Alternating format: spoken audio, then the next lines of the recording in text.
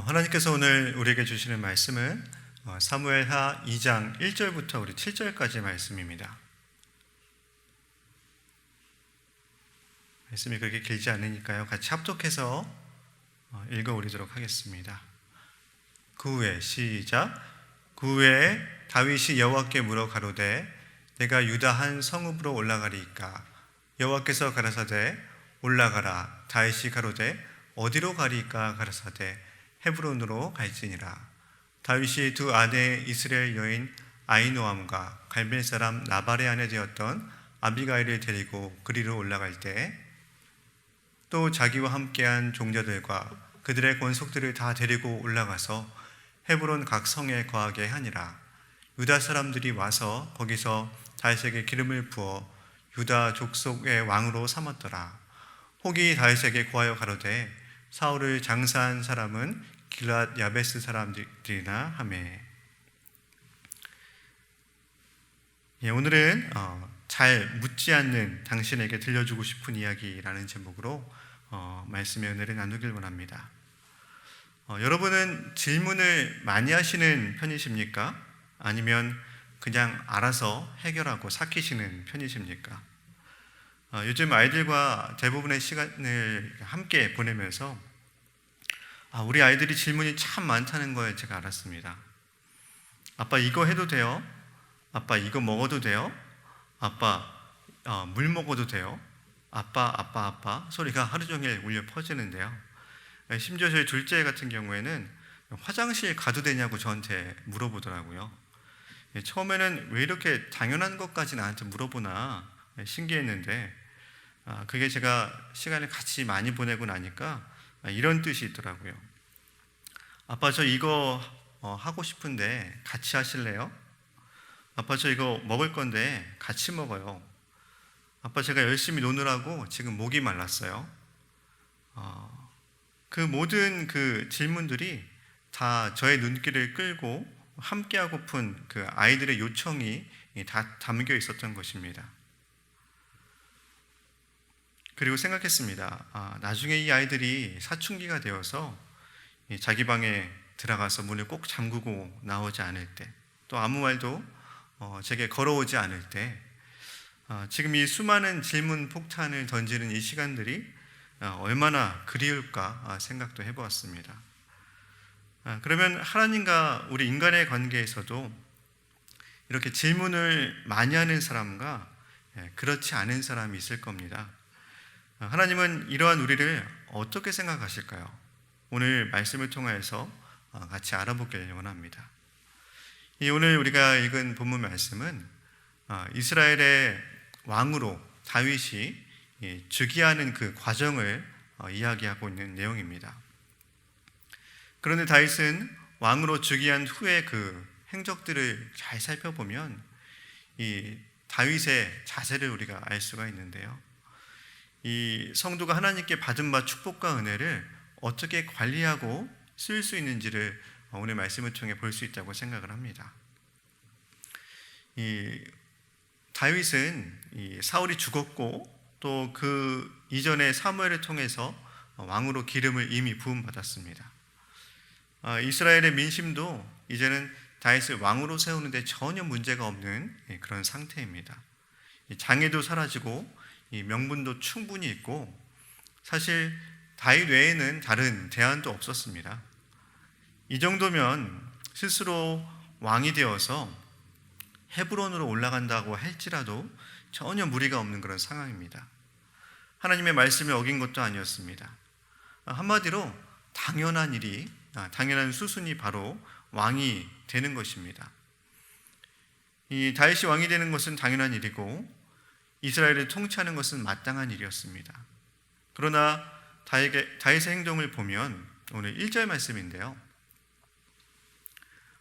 그 후에 다윗이 여호와께 여쭈아래되 내가 유다 한 성읍으로 올라가리이까? 여호와께서 이르시되 올라가라. 다윗이 아뢰되 어디로 가리이까? 이르시되 헤브론으로 갈지니라. 마치 저희 아이들이 저한테 아빠 이거도 돼요? 하나하나 물어보는 것처럼 부모에게 묻듯이 하나하나 물어보고 있습니다. 이 왕은 어떤 사람입니까? 물어보는 사람입니까? 아니죠. 명령을 하기에 익숙한 사람입니다. 그러나 다윗은 왕이 된 처음부터 끝까지 항상 묻는 자세로 하나님 앞에 나아가는 걸 볼 수가 있습니다. 이게 하나님 앞에 아주 귀중하게 보이는 겁니다. 하나님의 말씀보다 앞서지 않겠다는 자세가 바로 지금 다윗 왕의 자세라는 것입니다. 자기 멋대로인 그 사람들과 일을 하다 보면 같이 일하는 사람들이 굉장히 힘이 듭니다. 일하다 보면 해석의 문제가 다를 수 있습니다. 해석은 사람마다 다르게 돼 있죠.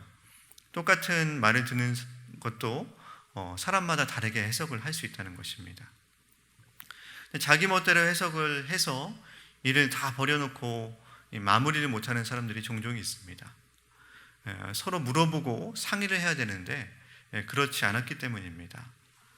어찌 보면 묻지 않는 것도 교만일 수 있습니다. 자기가 아무리 옳다고 생각하지만 결국 그 옳은 것은 자기의 판단이기 때문에 그렇습니다. 사람마다 지식의 수준의 차이, 생각의 수준의 차이, 이해의 수준의 차이가 있는데요. 수준의 차이가 많이 나게 되면 수준이 낮은 사람은 수준이 높은 사람들을 보는 것들을 못 볼 때가 있습니다. 자기가 수준이 이 정도 된다는 것을 인정하고 묻고 서로 절충하는 과정들이 있어야 되는데 그것을 하지 않고 자기가 보는 것이 전부라고 생각을 하는 것이죠. 나중에 아차 하는 생각이 들 때가 있습니다. 이런 사람들을 리더로 세우면 이 잘못된 것을 통해서 하나씩 흘려나가면 고쳐나갈 수는 분명히 있습니다. 하지만 리더라는 것은 그냥 자기만 성장하고 변화하는 게 아니라 그 아래 양육할 양들이 있기 때문에 그들이 피해자가 될 때가 있다는 것입니다. 그런 의미에서 이 물어본다는 것은 굉장히 겸손한 표현입니다. 교만한 사람은 묻지 않는다는 것이죠. 자기 판단을 믿기 때문에 그렇습니다. 이 겸손한 사람은 내가 100% 옳다고 판단되어도 언제든지 틀릴 수 있다고 생각을 하고 묻는 것입니다. 나는 틀리고 하나님의 생각은 옳기 때문에 묻는 것입니다. 우리가 이렇게 하나님께 묻는 것이 뭐죠? 우리가 지금 말씀을 듣고 나서 하게 될 기도의 시간이 바로 하나님께 묻는 시간입니다. 하나님의 인도를 구하는 것입니다. 다윗이 하나님께 묻는 내용들을 보면 아주 구체적이고 상세하게 묻는 걸 알 수가 있습니다. 묻는 질문도 이렇게 인사치레로 그냥 묻는 질문이 있고 정말 진짜 순종하기 위해서 묻는 질문이 있잖아요. 다윗의 질문은 정말 순종하고자 하는 질문입니다. 하나님의 뜻을 묻고 하나님의 진짜 의중을 묻는 것입니다. 언제든지 자기 자신은 변화할 수 있고 바꿀 수 있다는 자세로 묻고 있다는 것입니다. 바로 이게 우리가 기도하는 자세입니다. 하나님과 상의 없는 인생은 나침판 없이 항해하는 배와 똑같습니다. 파산하는 인생이 될 것입니다. 묻지 않는 자는 교만하기 때문입니다. 겸손한 자는 항상 묻게 되어 있다는 것입니다. 제가 처음에 미국에 유학을 와서 많은 외국인 친구들을 이제 접할 기회가 있었는데 그 중에 저처럼 늦가기 유학을 와서 같이 이제 신학 공부를 했던 중국인 친구가 있었습니다. 하우동이라는 친구였는데 이 친구의 스토리를 들어보면 굉장히 드라마틱한 그런 인생을 살았습니다.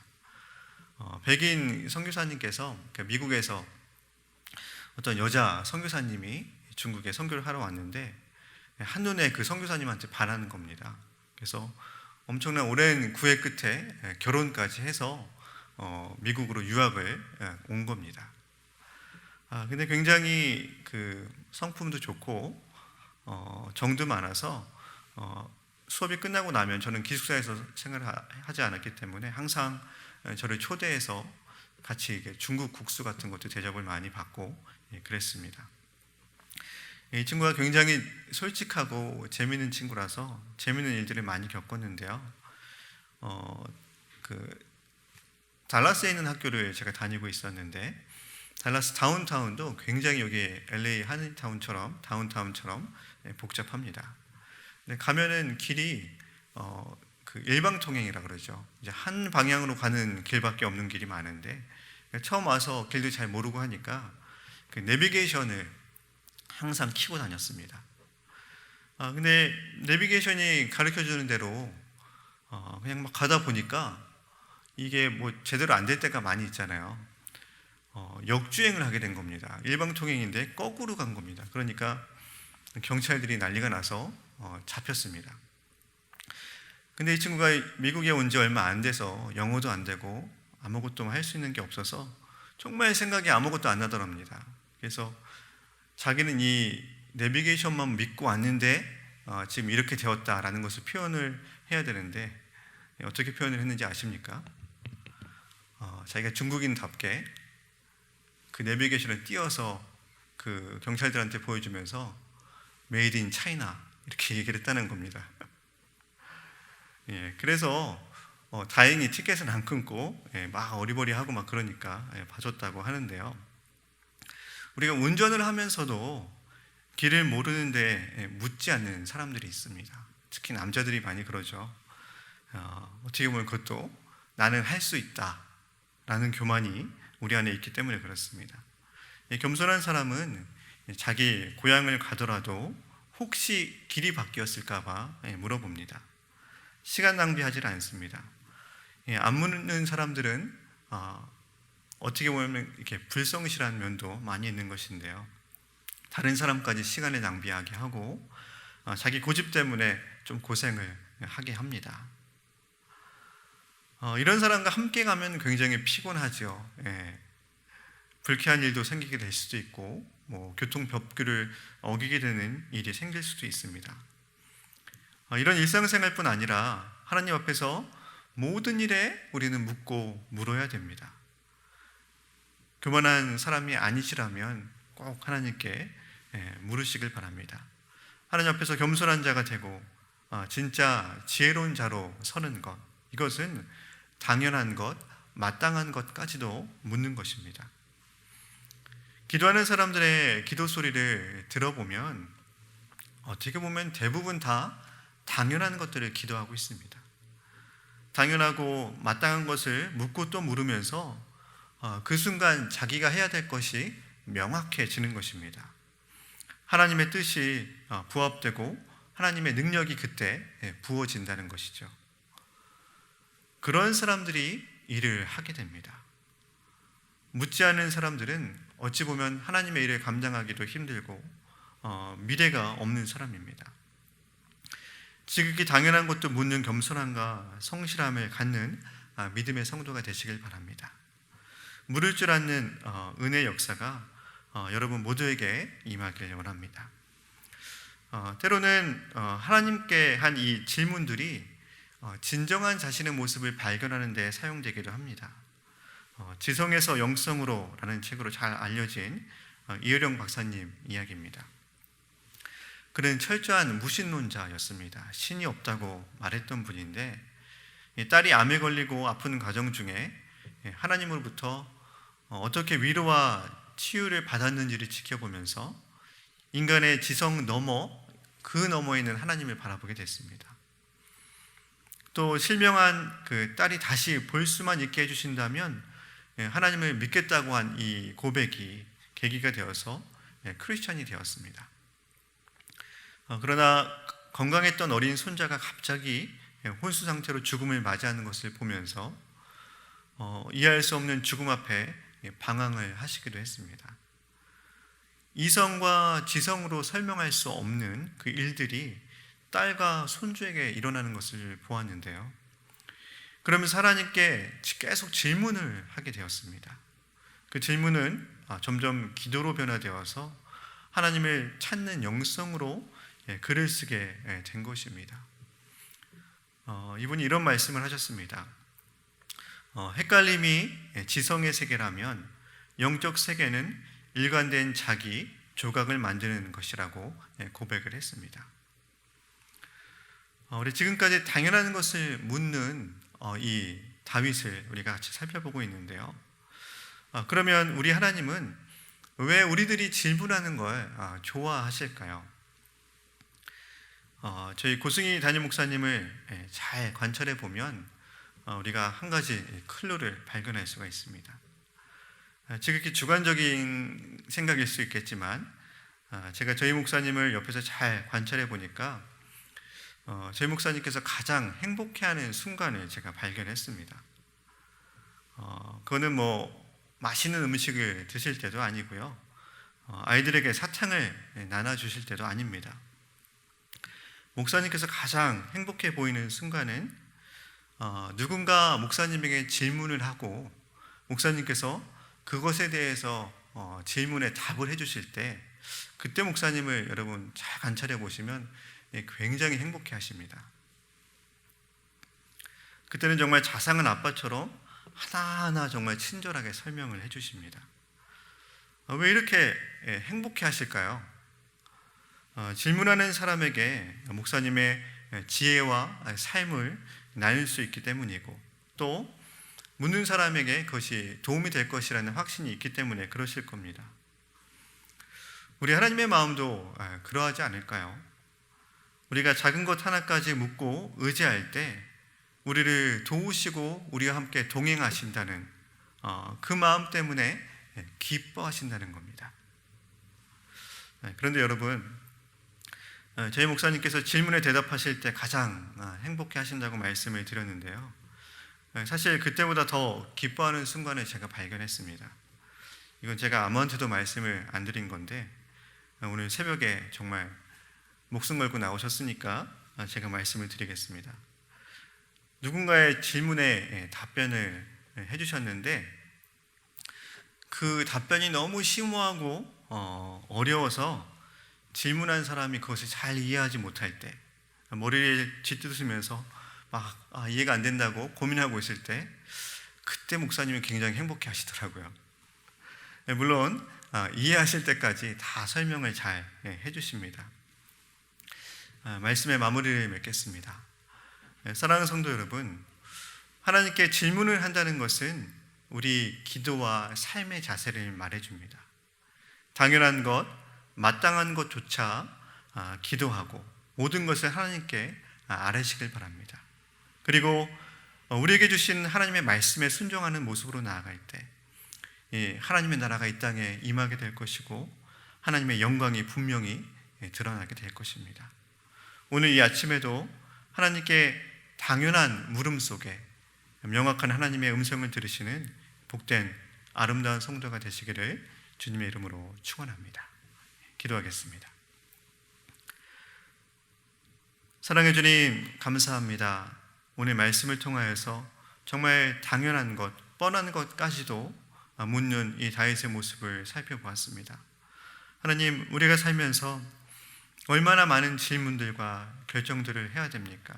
하나님, 그때마다 우리의 판단으로 우리 인생을 이끌어가는 것이 아니라 당연한 것도 마땅한 것도 하나님 앞에 들고 와서 모두 맡기며 나아갈 수 있는 인생이 될 수 있도록 인도하여 주시옵소서. 그럴 때 우리의 힘으로, 우리의 능으로 이끌어가는 인생이 아니라 하나님의 능력으로, 하나님의 영광으로 이끌어가는 우리 인생이 될 수 있도록 인도하여 주시옵소서. 예수님의 이름으로 기도합니다.